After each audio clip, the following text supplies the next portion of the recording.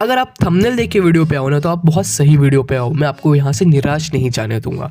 तो क्या आपके रैंक स्टक हो चुकी है, अब वुड के ऊपर नहीं बढ़ पा रहे, don't worry, I am here. तो आज के इस वीडियो में मैं आपको बताने वाला हूँ कि कैसे हीरोइक पुश करें। अगर मेरा पूछो ना तो मैं बताता हूँ, मैंने ये गेम बहुत सालों पहले छोड़ दिया था, लेकिन मैं बीच बीच में कभी कभार खेलता था। तो मैंने 28 नवंबर को गेम इंस्टॉल किया और मैंने यहाँ पे किया रैंक पुश करना, और 15 दिन के अंदर मैंने अपनी रैंक को हीरोइक पहुँचा दिया। तो आप कैसे अपनी रैंक को 15 दिन के अंदर हीरोइक पहुँचा सकते हो? मैं नहीं बोल रहा कि 15 दिन ही लगेंगे, शायद से आपको ज़्यादा दिन भी लग सकते हैं या फिर मुझसे कम दिन भी लग सकते हैं। मैं अपना पर्सनल एक्सपीरियंस बताऊँ तो 15 दिन लग रहा है। तो इससे आपको एक सबूत मिल रहा है कि मैं यहाँ पे झूठ नहीं बोल रहा हूँ आपको। तो वीडियो के अंत तक देखना और मैं आपको कुछ इंपॉर्टेंट कीवर्ड्स बता रहा हूँ पहले ही। फर्स्ट ऑफ ऑल, आपकी लैंडिंग पोजीशन, आपका सर्वाइवल टाइम, आपके कैरेक्टर और पेट्स की स्किल, और आप कैसे सर्वाइव कर रहे हो, ये इंपॉर्टेंट फैक्टर्स हैं जिसके ऊपर आपके रैंक पॉइंट्स बढ़ेंगे और आपको रैंक बढ़ेगी आपकी। तो चलिए शुरू करते हैं। तो हमारा सबसे पहला पॉइंट ये है ना कि भाई तू देख, तेरे को ऐसी जगह लैंड करना है जहाँ पे तेरे को लूट अच्छी खासी मिले और मरने का चांस कम हो, क्योंकि आफ्टर ऑल एक सर्वाइवल टाइम है।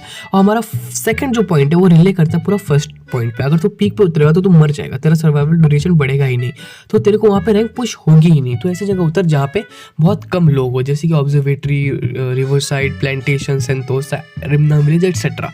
अगर तो वहाँ उतरेगा ना, तेरे को वहाँ कम से कम ऐसी लूट मिलेगी, अगर कोई बंदा तेरे को मारने आ जाए तो तू उससे कम से कम लड़ सकता है। अगर तू उससे भी नहीं लड़ सकता ना तो गेम जाके अनइंस्टॉल कर दे, ठीक है। और आगे बढ़ते हैं। तो वहाँ पे तेरे को लैंडिंग पोजीशन अच्छी रखनी है। अगर तू ऐसी जगह लैंड करता है जहाँ पे तेरे को अच्छी लूट चाहिए कि ब्लू जोन में, तो तू बीचों बीच लैंड मत कर, ब्लू जोन के एकदम बाउंड्रीज पे लैंड कर, क्योंकि वहाँ पे कम बंदे आते हैं और ब्लू जोन में तो लूट तो मिलेगी ही। और जब तू संतुष्ट हो जाएगी, तेरे पास सेटिस्फाइड लूट है कि तू सामने वाले को अब अच्छे से मार सकता है, तो फिर तू उसके बीचों बीच घुस, वहाँ पे तेरे को बहुत बंदे मिलेंगे। उन सबको ख़त्म करने के बाद तेरे को कम से कम 8-9 किल तो हो ही जाएंगे बहुत आराम से। उसके बाद अगर तू टॉप 10 तक आ गया तो तेरे बहुत अच्छी रैंक पुश होने वाली है। तो तेरा दूसरा पॉइंट है सर्वाइवल टाइम। तेरे को अपना सर्वाइवल टाइम जितना हो सके उतना हाई करना है। अब तेरे को क्या करना है यहाँ पे मैं तेरे को बताता हूँ। देख, तेरे को सबसे पहले यहाँ पे ना सर्वाइवल टाइम, इसका ये मतलब नहीं, दो लोग अगर झगड़ा कर रहे हैं, लड़ रहे, तेरे को मैप में दिख रहा है वहाँ पे कॉम्बैट फाइट हो रही, दो लोग लड़ रहे हैं, तो तेरे को फाइट के अंदर जाकर रश बिल्कुल नहीं करना। तेरे को एक लॉन्ग रेंज गन रखनी है और तीसरा बंदा मिल के किसी को मारना। अब ऐसा मत करना कि तू किसी को डैमेज दे दे और सामने वाला बंदा किल ले जाए, ऐसा बिल्कुल नहीं होना चाहिए। सोच समझ के हेड देने की कोशिश करना कि बंदा एक बार में फिनिश हो जाए, तेरा किल कोई चोरी ना कर सके। और अगर तूने दो बंदे लड़ रहा है, एक को मार दिया ना तो दूसरा बंदा खुद डर के भागने की कोशिश करेगा। वो नहीं भाग रहा है ना तो वह तो कोशिश करेगा कि तू बोर होकर चला जाए, तो रश करे। और ऐसे सिचुएशन में रश मत करना कि वो रेडी है कि तू रश करेगा। तो इस सिचुएशन में तू क्या क्या कर सकता है, या तो तू इंतजार कर कि वो बाहर निकलेगा, कि वो कभी ना कभी तो बाहर निकलेगा। और इंपॉर्टेंट चीज़ है जोन की, अगर जोन तेरी तरफ से आ रहा है ना तो तेरे को ग्लूवल लगाते लगाते उसके पास जाना हो।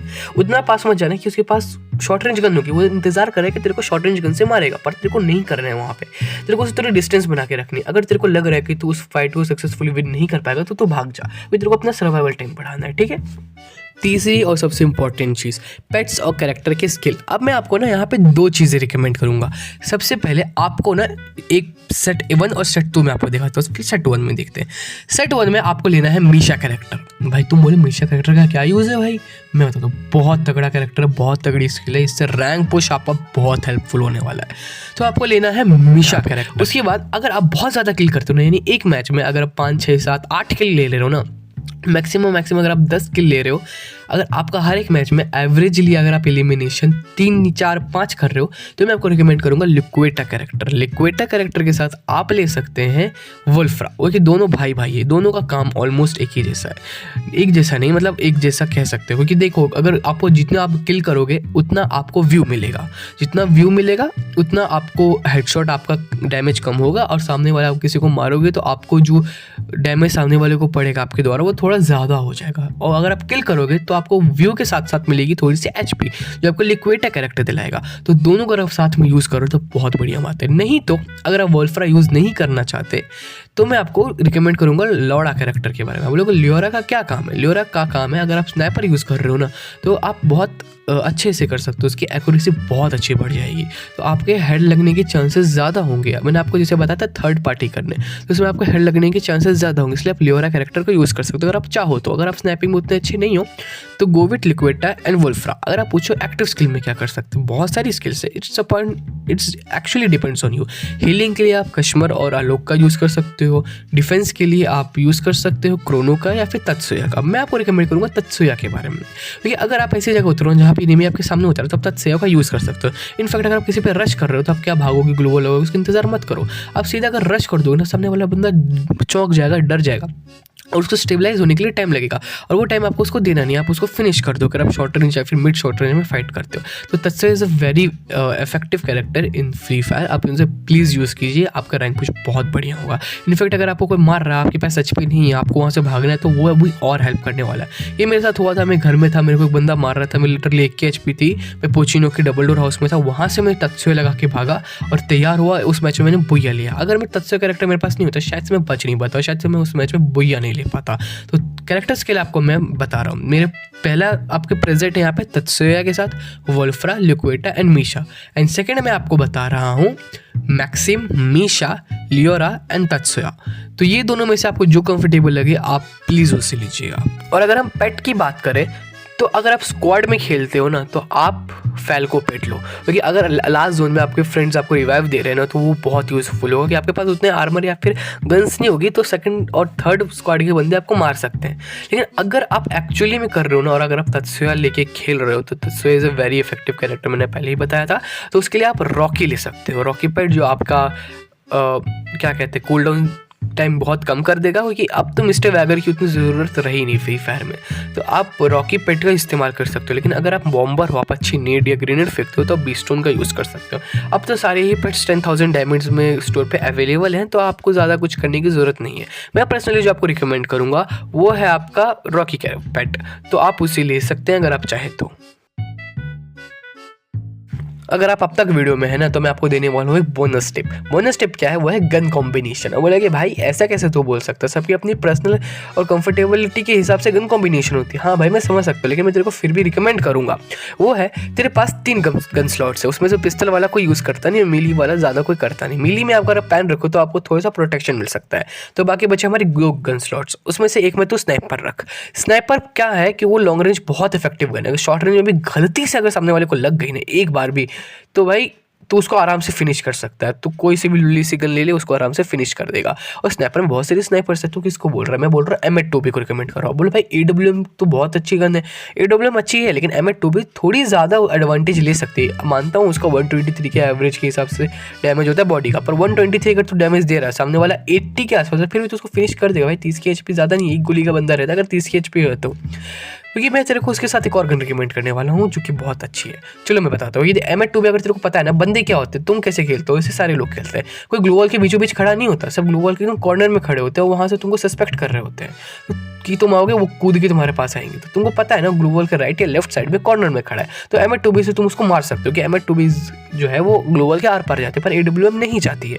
तो आप इसका एक फ़ायदा उठा सकते हो। अगर आपको M8 मिल गई दैट इज़ गुड, नहीं तो AWM और AWM और M8 नहीं मिल रही तो आपको जो स्नाइपर मिले आप उसको ले सकते हो। Sniper is the one of the important thing, इसलिए मैंने कैरेक्टर कॉम्बिनेशन में लियोरा कैरेक्टर को रिकमेंड किया था आपको, ठीक है। अब मैं उसके साथ आपको रिकमेंड करूंगा M1887, MP40, UMP, M10 और MP5 जैसी गन्स नहीं है। पूछे कि क्यों भाई, तो बहुत ज़्यादा प्रो बंदे यूज़ करते हैं, यूट्यूबर्स यूज़ करते हैं, तुम क्यों मुझे रिकमेंड नहीं कर रहे हो? क्योंकि ये बहुत शॉर्ट रेंज की गन है। M1887 से अगर आप 10 मीटर की डिस्टेंस पे ना आप शायद से अपने बंदे को नहीं ढंग से मार पाओगे। दूर हो तो आप नहीं मार पाओगे। क्यों नहीं मार पाओगे? क्योंकि बहुत ज़्यादा शॉर्ट रेंज की है। अगर तुम किसी को मार रहा हो तुमको शॉर्ट रेंज में जाके मारना पड़ेगा। अगर तुम शॉर्ट रेंज में जाके मारो तो क्या पता वो PC प्लेयर हो या फिर तुमसे बहुत अच्छा खेलता हो या फिर तुम्हारा डिवाइस ज़्यादा अच्छा नहीं हो, वो लैग कर सकता है। तो भगवान का कोई भरोसा नहीं, अगर तो वहाँ पे सिचुएशन ख़राब हो सकती है, तो रिस्क नहीं लेना।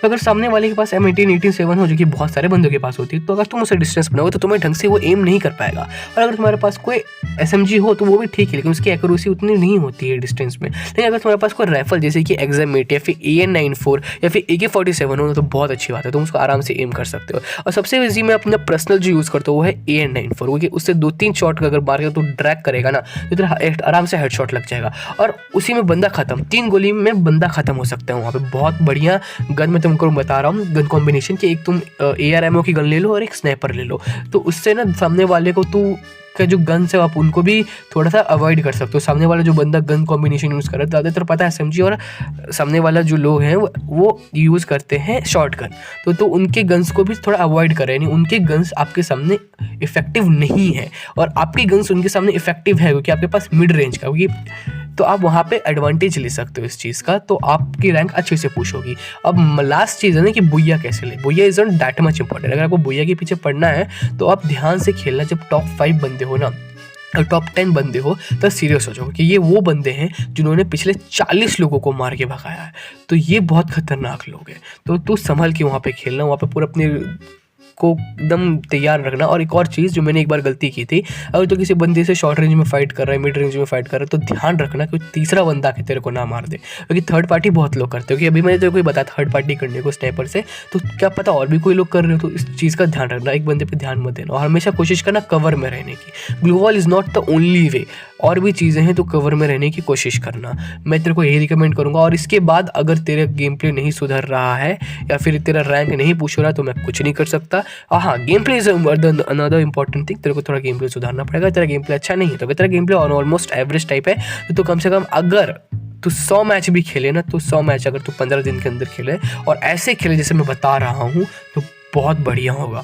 और मैं एक्चुअली बोलूँ तो स्क्वाड को अवॉइड कर। अगर तेरी स्क्वाड बहुत फाड़ू है तब तो स्क्वाड में जा। अगर तेरी स्क्वाड तेरे जैसे लोगों से भरी हुई है तो स्क्वाड में जाने का फायदा नहीं। तू या तो डो में जा या तो नॉर्मली जा, सोलो में जा, क्योंकि स्क्वाड में अगर बाई चांस अगर तेरी स्क्वाड मर गई ना, तो तेरे को 1v4 करना पड़ेगा। सामने वाले बंदे बहुत चालाक है, बहुत तेज़ है, तो तू नहीं कर पाएगा। तो समझ रहा है, इसलिए मैं बोल रहा हूँ। और अगर आप लोगों को वीडियो पसंद आई ना, और वीडियो को मैं ये नहीं बोल रहा कि वीडियो काम आएगी वगैरह वगैरह, आप टेस्ट करो। अगर आपका नहीं हुआ तो आपके मुझे कमेंट सेक्शन में जितनी हो सके उतनी गालियाँ दो। लेकिन अगर ये वीडियो थोड़ी सी भी इफेक्टिव आपको लग रही है ना, या फिर आपको दिख रहा है कि नहीं भाई मेरे को मेरा गेम प्ले या फिर मेरा सर्वाइवल टाइम पिछली बार से इंक्रीज हुआ है, तो वीडियो को लाइक कर देना, चैनल को सब्सक्राइब कर देना, क्योंकि मैं ऐसी वीडियोस ना लाता रहता हूँ। अब मैं लाऊंगा next video free fire, old free fire versus new free fire के बीच में, तो वो वीडियो बहुत धमाकेदार होने वाली है। तो make sure you subscribe. Thank you very much, tata bye bye.